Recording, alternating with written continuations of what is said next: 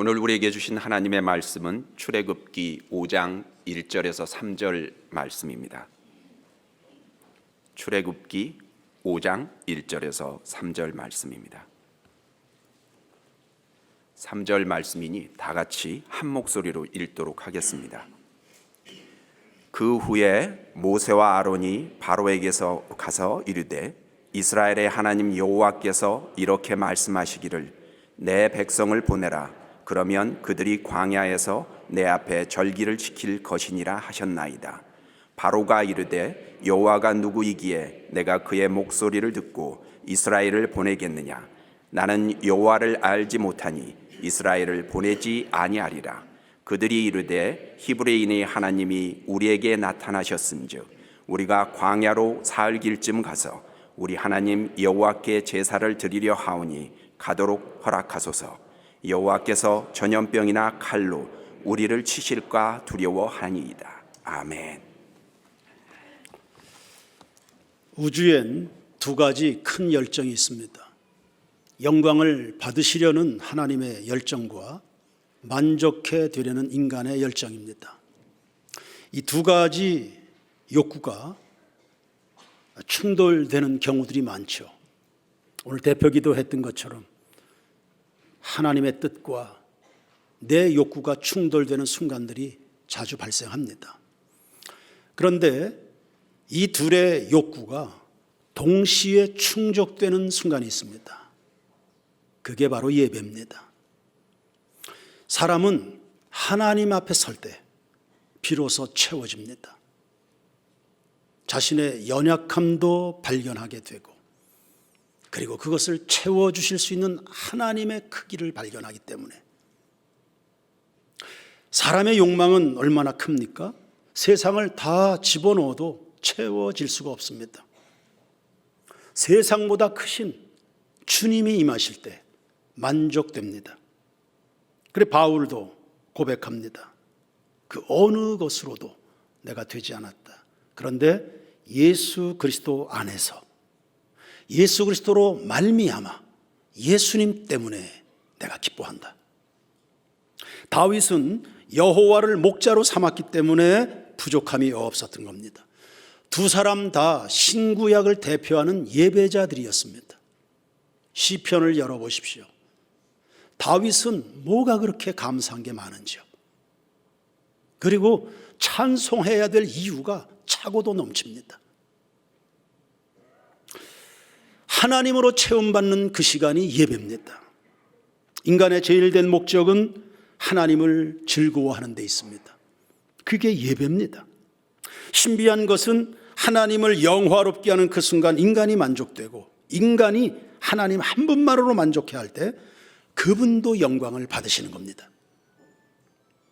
현실적으로 예배가 중요한 것은 우리의 자존감과 연결이 되어 있기 때문입니다. 모세는 궁중에서 쫓겨나서 수십 년을 남의 양이나 치는 사람으로 살고 있었습니다.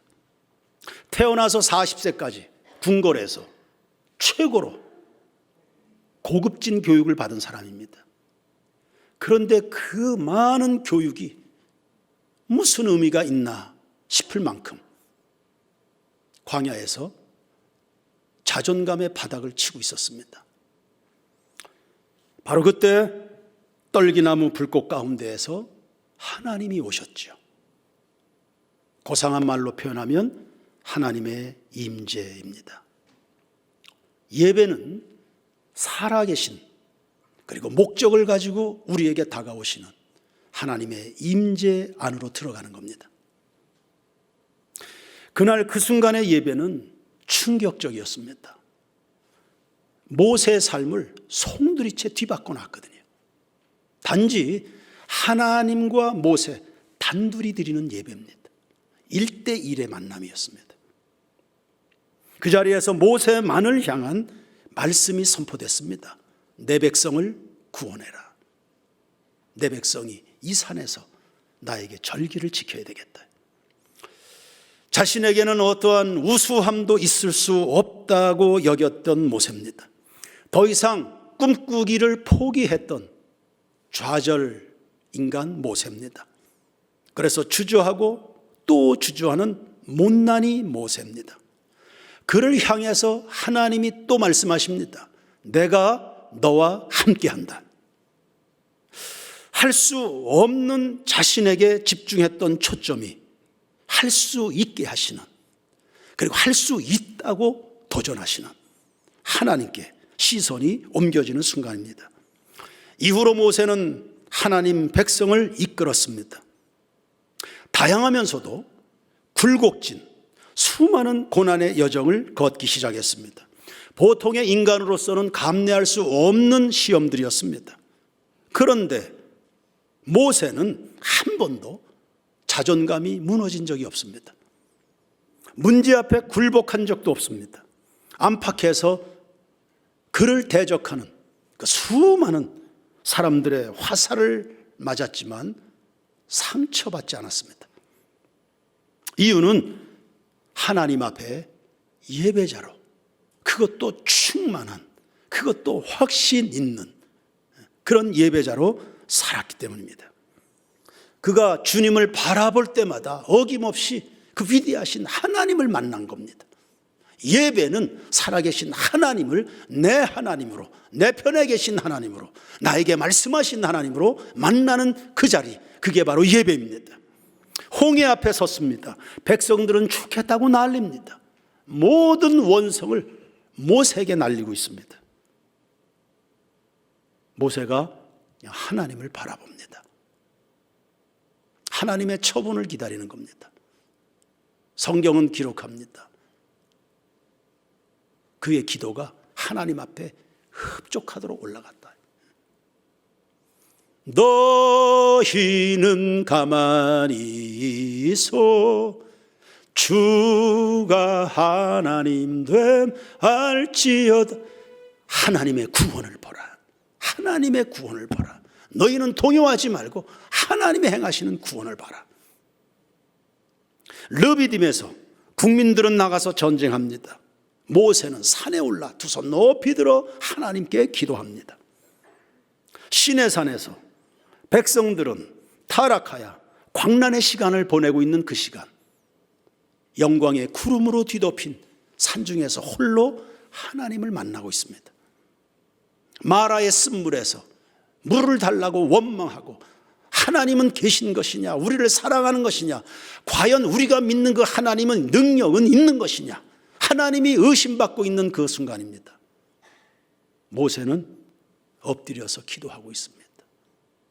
주님 말씀하옵소서. 주님 말씀하옵소서. 예배는 하나님의 임재 속에 나에게 주시는 말씀을 듣는 시간입니다. 나에게만 주시는 말씀입니다.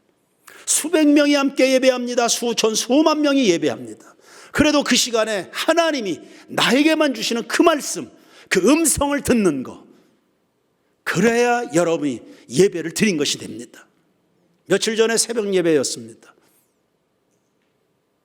말씀을 마치고 강단에서 제가 열심히 기도했습니다. 하나님, 우리 세인교회 성도들이 어느 한순간도 무의미한 삶을 살아갈 수는 없습니다. 우리 성도들로 의미 있게 하옵소서, 목적이 있게 하옵소서, 삶의 가치가 승화되게 하옵소서. 하나님, 우리 성도들 방황하는 일이 없도록 하나님이여 목적을 주십시오. 의미 있게 하옵소서.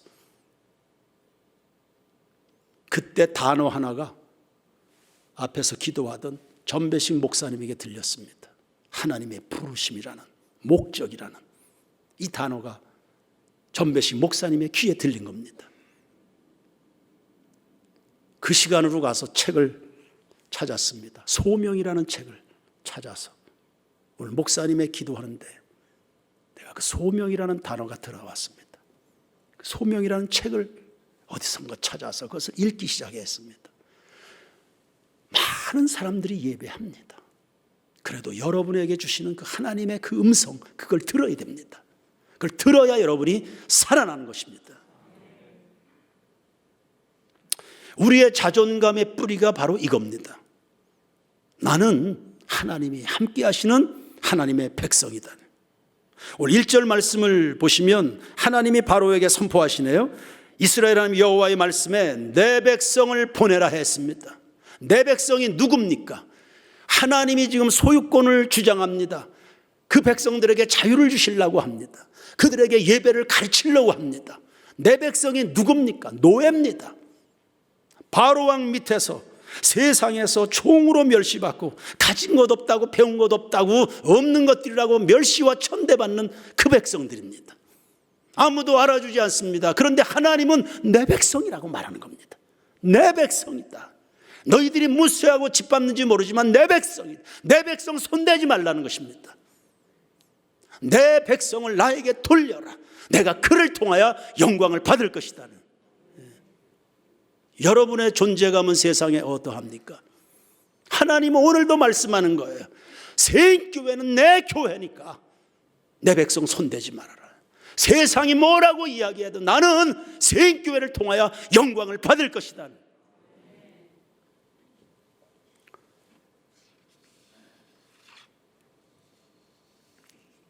이런 자존감이 확인되고 또 확인되는 시간이 예배입니다. 언젠가 직장 신우회 예배 때 어느 교회 교인인지는 모르겠습니다. 그분이 저에게 다가와서 목사님, 지난 몇 년간 예배를 제대로 못 드린 몇 년이었죠. 직장에서 당하는 스트레스로 제가 몹시 고통스러웠습니다. 그런데 오늘 선포하신 그 말씀이 몽땅 저에게 주시는 하나님의 음성이었습니다. 제가 힘을 크게 얻었습니다. 그러더니 그 다음번 신우의 예배에 임하는 그의 얼굴이 달라졌습니다. 그 신우의 예배에 뭐라도 하나 거들기 위해서 그 얼굴이 아주 밝고 기대에 찬 그런 얼굴이었습니다.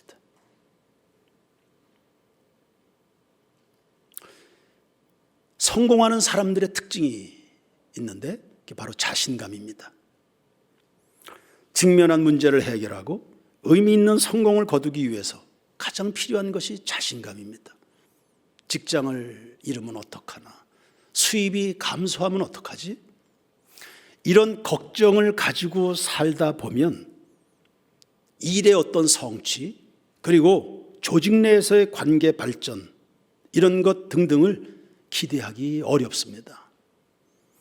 그래서 세상에서 대체적으로 성공한 사람들은 자신감을 가지고 있습니다. 우리는 그 자신감 이상을 살고 있는 사람들입니다. 자신감 정도가 아닙니다. 자신감은 자기를 신뢰하는 마음입니다. 우리는 자신감 이상입니다. 그리스도 예수 안에서 형성된 영적인 자존감이라는 게 있습니다. 그게 바로 믿음입니다. 이스라엘을 애굽에서 인도해내신 그 전능한 하나님이 나의 하나님이시라는 겁니다. 그 못난 무너진 모세를 일으켜서 의미 있는 삶을 살아가도록 이끌어주신 그 하나님이 오늘 나와 함께 하신다는 믿음입니다. 그래서 오늘날 우리에게 절실한 것은 능력이 아닙니다.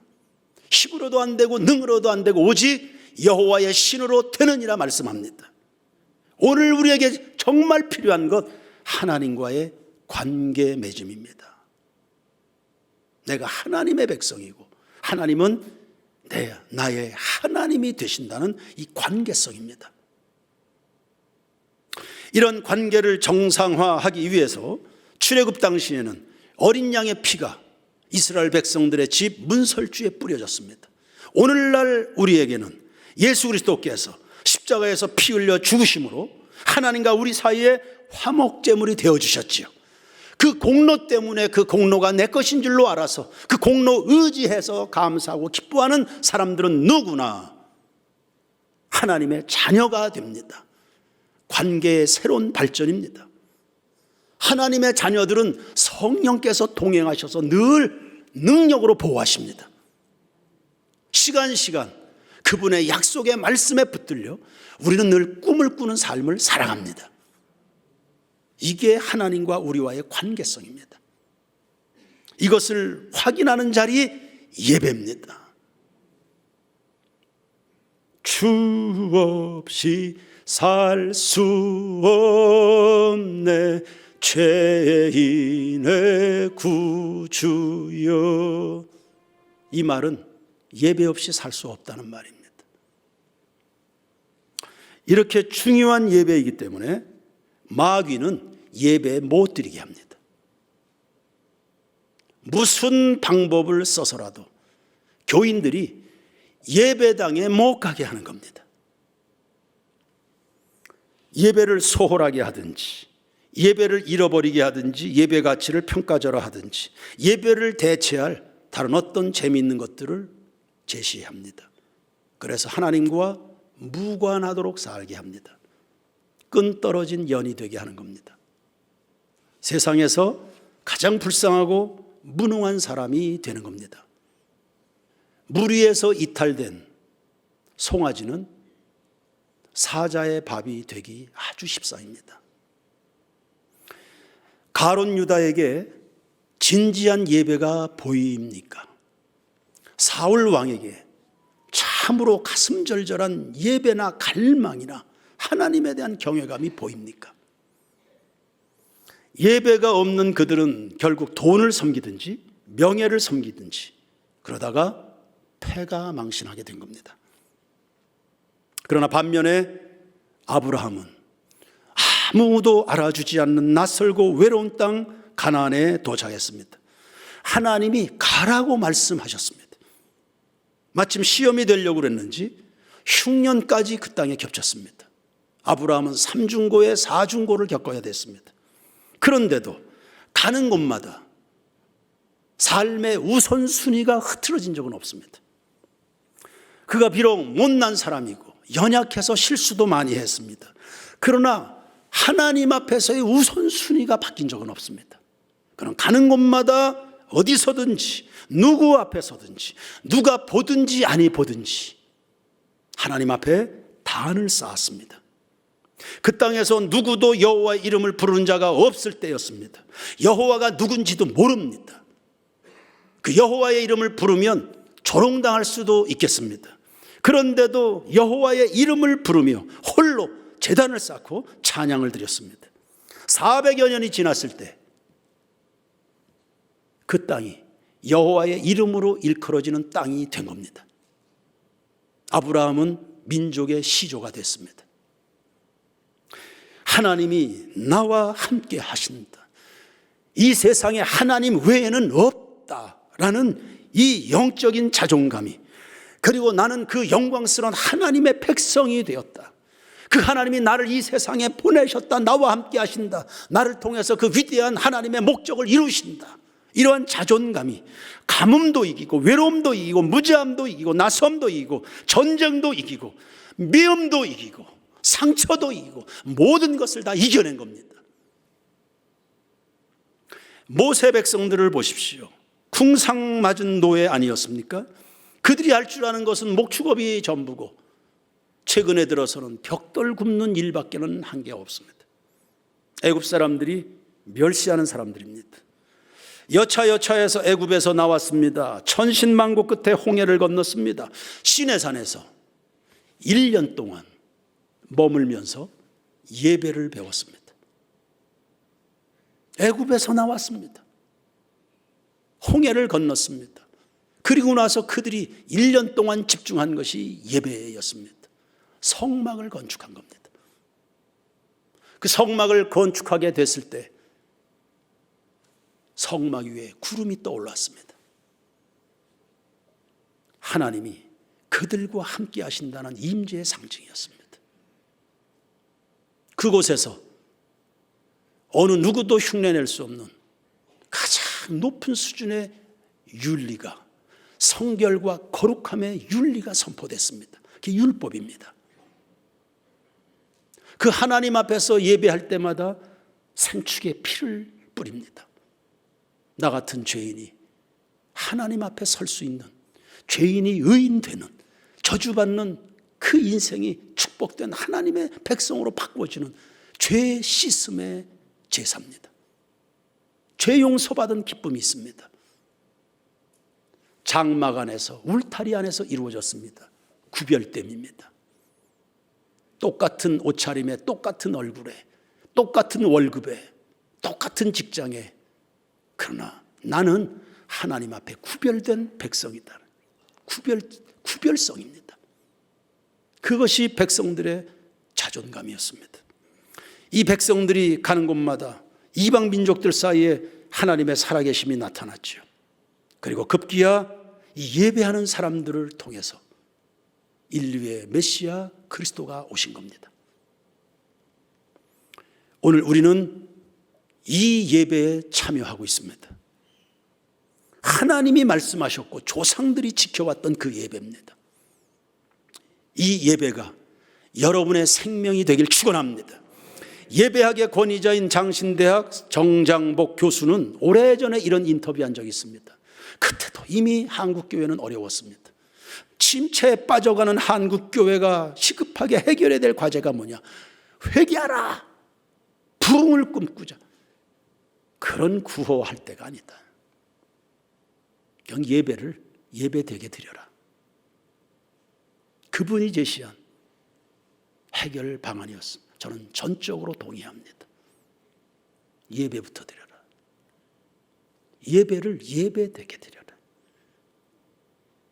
목사는 설교답게 설교하고 성도들은 그 설교를 하나님의 말씀으로 듣고 찬양합니까? 찬양을 찬양되게 부르고 기도하는 사람은 기도되도록 하나님 앞에 기도하고 오늘 주님이 우리 가운데 역사하신다는 기대감과 준비됨과 사모함으로 절절한 마음으로 하나님 앞에 예배되게 되는 겁니다. 결코 빈손으로 이 자리는 일어날 수 없다.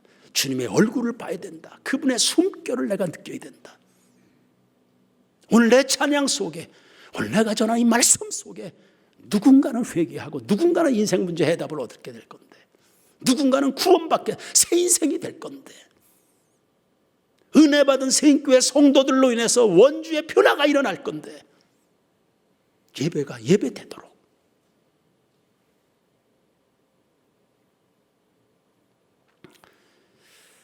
어떻게 예배하면 좋겠습니까? 오늘은 한 가지만을 이야기합니다.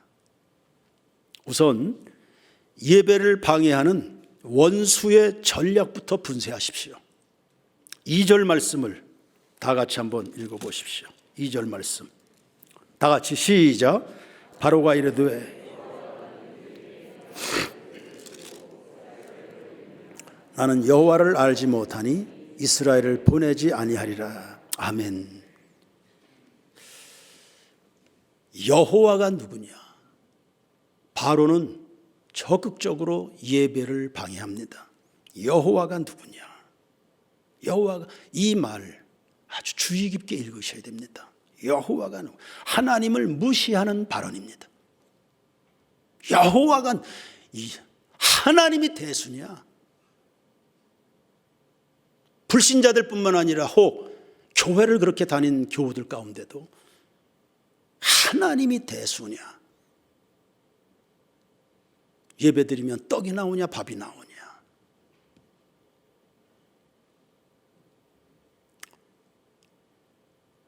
애들 교회 못 나가게 하는 집사들도,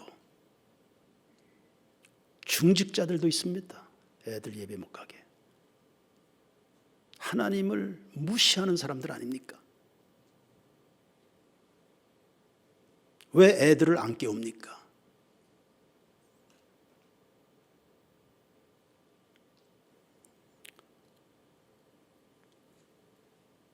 해봐야 별 의미가 없다고 생각하니까 도전하지 않는 거 아닙니까?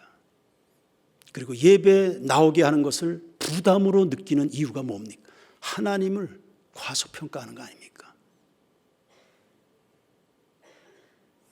그 하나님 앞에서 내가 눈물로 기도할 때 내 생에 어떤 변화가 일어날 것인지에 대한 기대가 없다는 말 아닙니까?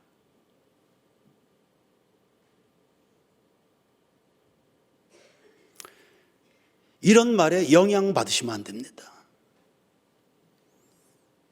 바로는 이스라엘을 안 보낸다고 했습니다.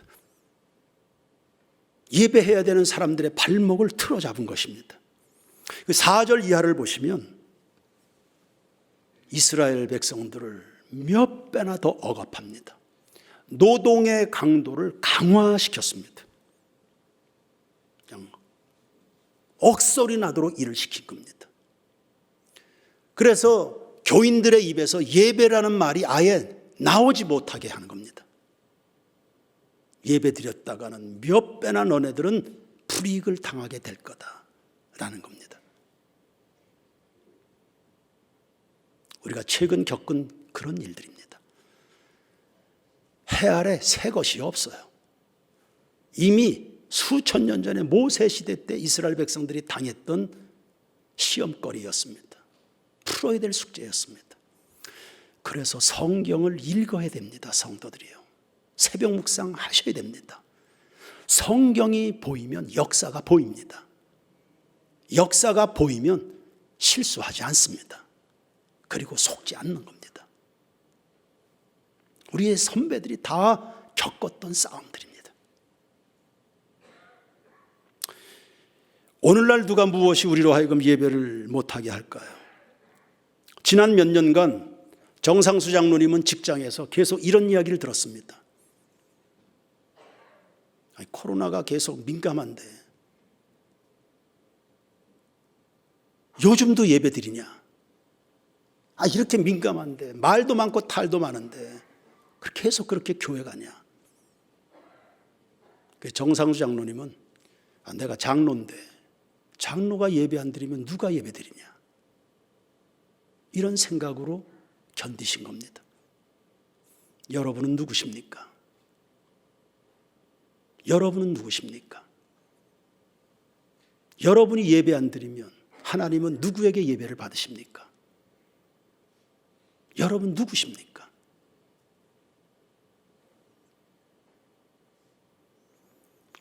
날씨 좋다고, 비가 온다고, 명절이라고, 휴가철이라고, 피곤하다고, 기분 나쁘다고, 시험 들었다고, 바쁘다고 예배 안 드립니다. 그럼 누가 이 시대의 아브라함이 될 겁니까? 요즘은 주일 저녁 예배를 드리거나 수요 예배를 드리면 기적같이 생각하는 분위기가 됐습니다. 수도권에서 목회하는 목사들이 내려왔다가 친구 목사들이 놀랍니다. 이게 놀랄 일입니까? 지금 이런 시대를 우리가 살아갑니다.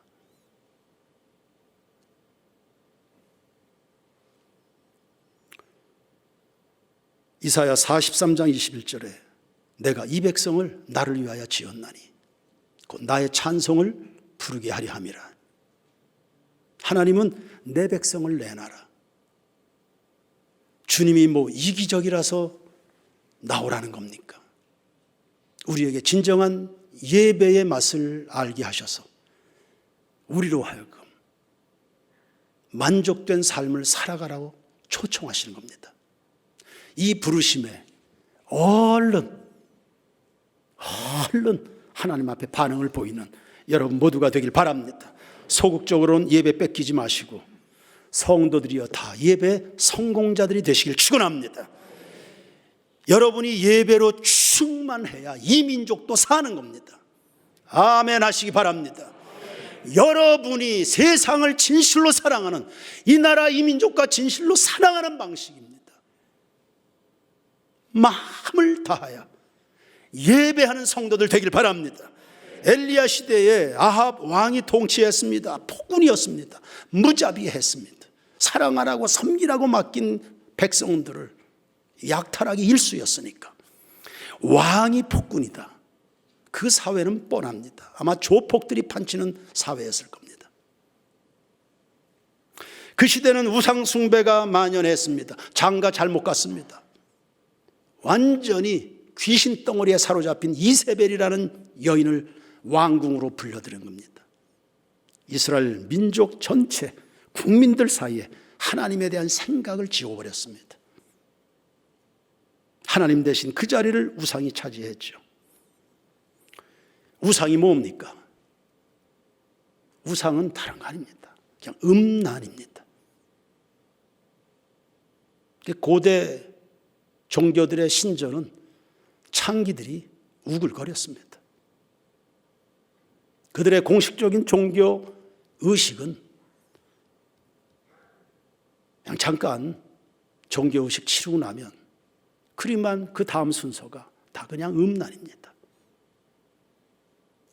남자 창기에 여자 창기에 낮에는 신전에서 음란한 짓 하다가 밤이 되면 다 도시로 내려옵니다. 그 창기들이. 누가 창기인지 모르는 세상입니다. 동성애, 근친상간, 짐승들과의 교접. 성경에 다 이미 하나님이 가슴 아파하셨던 상황들입니다. 하나님의 진노를 부르는 세상이었습니다. 게다가 아합 시대에 거짓 선지자들이 많았습니다. 요즘 우리로 말하면 가짜 목사들이 판을 치고 있었다는 겁니다. 진리를 왜곡합니다. 진실, 하나님을 정말 경외하는 사람들 다 숙청합니다. 그래서 하나님을 하나님 되게 섬기자, 예배하자, 하나님을 경외하자, 이런 말을 했다간 큰일 나는 세상입니다. 그래서 정말 하나님의 사람들은 산속으로 동굴로 다 숨어 지내야 되는 상황이었습니다. 이런 시대에 엘리야가 하나님의 보냄을 받았습니다.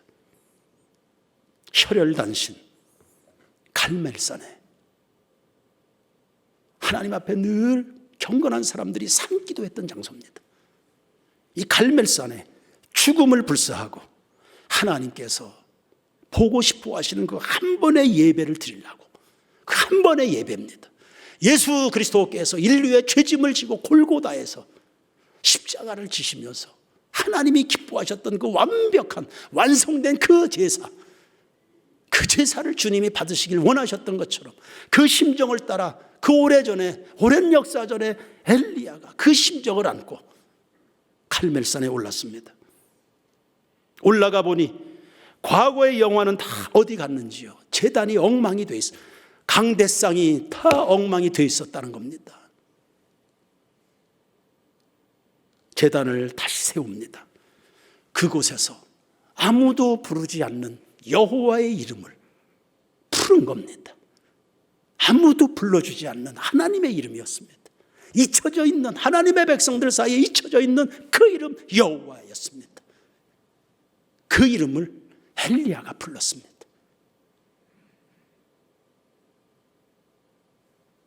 오늘날 잊혀져가는 무시당하는 그 예수의 이름을 누군가 부른 겁니다.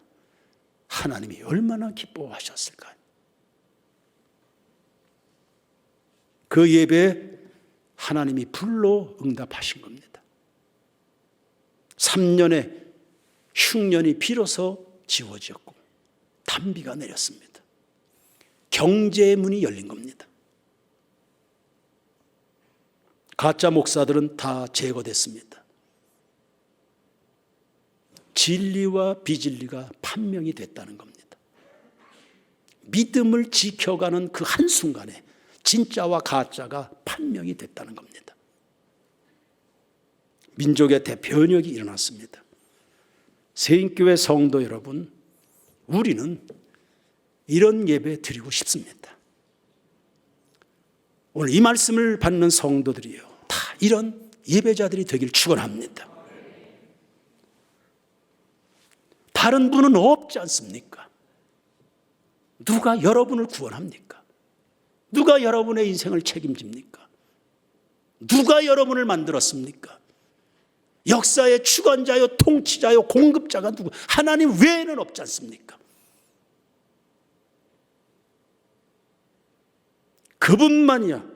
오직 그분만이 참 신이시고 우리의 구원자이심을 선포합니다. 그러므로 하나님이 불로써 응답하는 예배입니다. 주님 앞에 나왔다 일어나는 우리 세인교회 모든 성도들의 가슴마다 성령의 불이 붙기를 축원합니다. 사모하시길 바랍니다. 민족의 운명을 바꾸는 예배입니다. 진노를 축복으로 바꿉니다. 시간마다 제각각 하나님의 음성을 듣습니다. 성도들마다 자존감을 회복합니다. 직장과 사회와 가정을 든든히 세워가는 예배자들입니다. 우상과 비성경적인 문화를 다 혁파하는 사람들입니다. 예배가 그렇게 합니다. 믿음으로 여러분의 입에서 선포되는 그 예수 그리스도의 이름, 그 이름을 높이고 사랑하고 주님밖에 없다는 절절한 고백이 세상을 바꿔놓는 겁니다. 이런 예배로 올 한 해는 물론이고 여러분 평생을 예배의 영성으로 수놓아가는 우리 새인교회 모든 예배 동역자 되기를 주의 이름으로 축원합니다.